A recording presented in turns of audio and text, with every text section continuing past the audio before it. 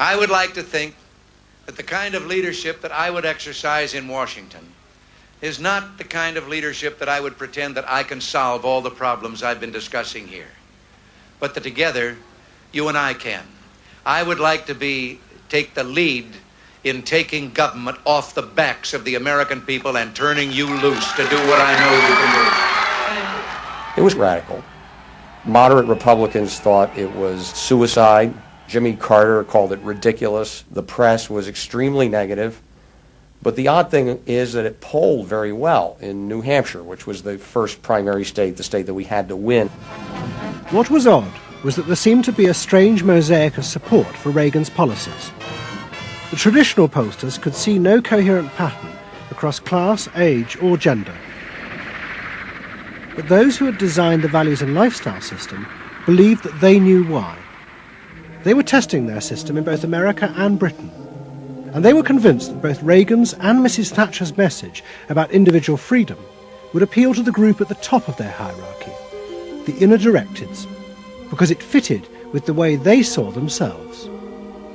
They were really concerned about being individuals, being individualistic. And so in the early stages, when we were looking at the messages that both Thatcher and then Reagan were putting across, we said they are using words that will really appeal to a lot of the younger people, and particularly to the people who are moving towards self-actualization. We call them the inner-directed people. A lot of our colleagues said, that's absolutely ridiculous, because inner-directeds are very socially aware, very socially concerned. They'll never vote Conservative, or they'll never vote for the Republicans. But we said, if Thatcher and Reagan continue to appeal to them in this way, they really will. And I vision leadership in taking government off your backs and turning you loose to do what you can do so well. Thank you very much. The idea that the new self-actualizing individuals would choose a politician from the right, not the left, seemed extraordinary. But to test their prediction, the Values and Lifestyles team did a survey of voting intentions, and they correlated it with their new psychological categories. When we said in our surveys, who are you going to vote for, sure enough, it was the inner-directeds who said that they would vote for Thatcher and for Reagan. And they made the difference in those elections because of their voting for Thatcher and Reagan. And it really surprised our colleagues, even within my own organisation. It really showed the power of this approach, because it's very difficult to identify inner-directeds on the street. These people who voted for Thatcher and Reagan, these inner-directeds, came from any walk of life. It's really hardly correlated with social class at all. I mean, if you just go along and look at age, sex, social class, you would never pick them up.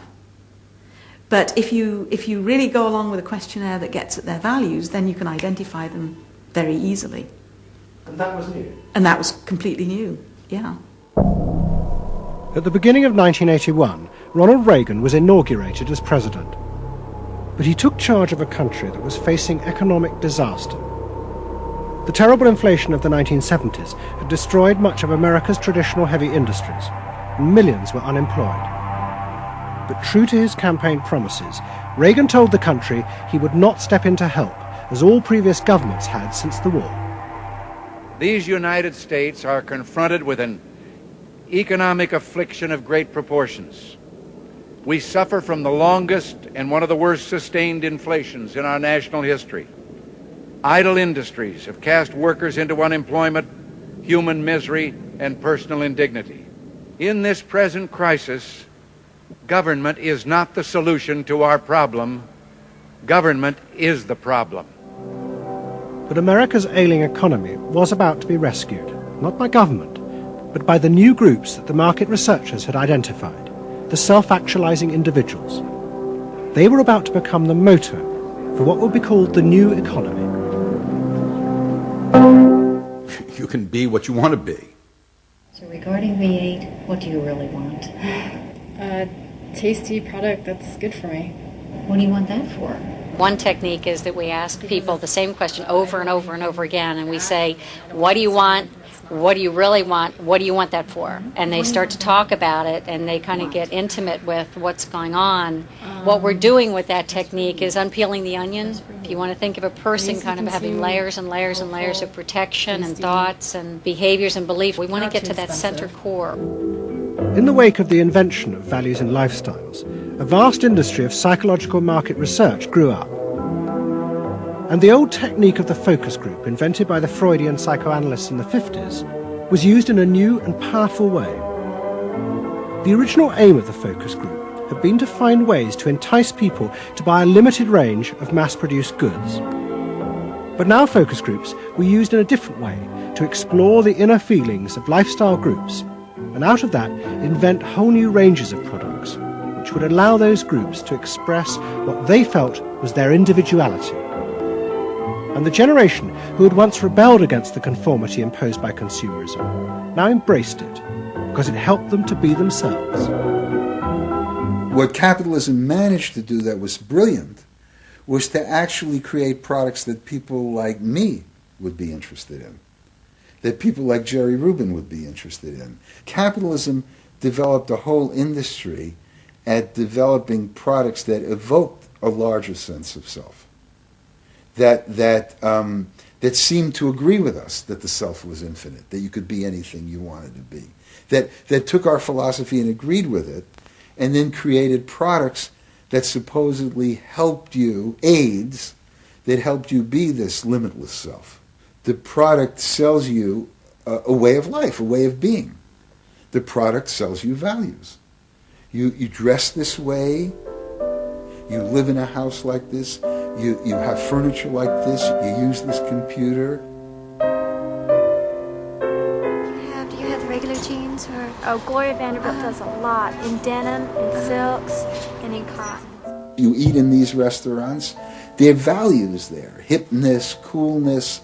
This is not, I repeat, not a marketing scheme.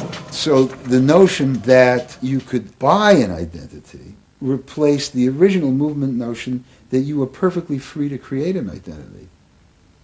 And you were perfectly free to change the world and make the world anything you wanted it to be.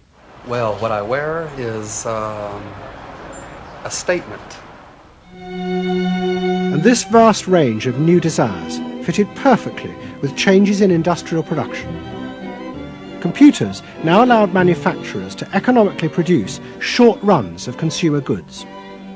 The old restrictions of mass production disappeared, as did the worry that had bedeviled corporate America ever since mass production had been invented, that they would produce too many goods. With the new self, consumer desire seemed to have no limit.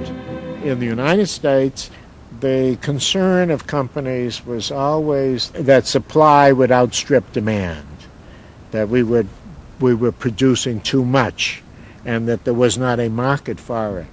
You don't hear that kind of talk anymore, because you've gone from a conception of a market of limited needs, and if you fill them, they're filled, to a market of unlimited, ever-changing needs dominated by self-expressiveness that products and services can satisfy in an endless variety of ways, and ways that change all the time.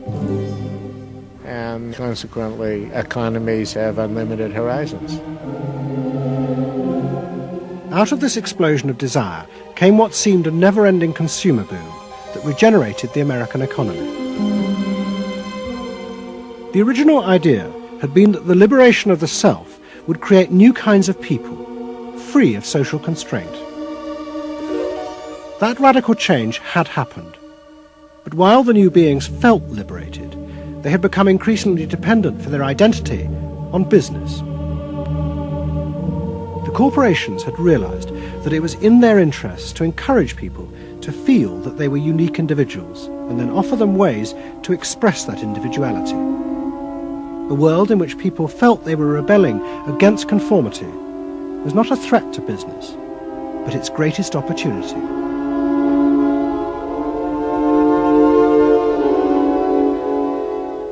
It was, in a sense, the triumph of the self. It was the triumph of a certain self-indulgence, a view that everything in the world and all moral judgment was appropriately viewed through the lens of personal satisfaction.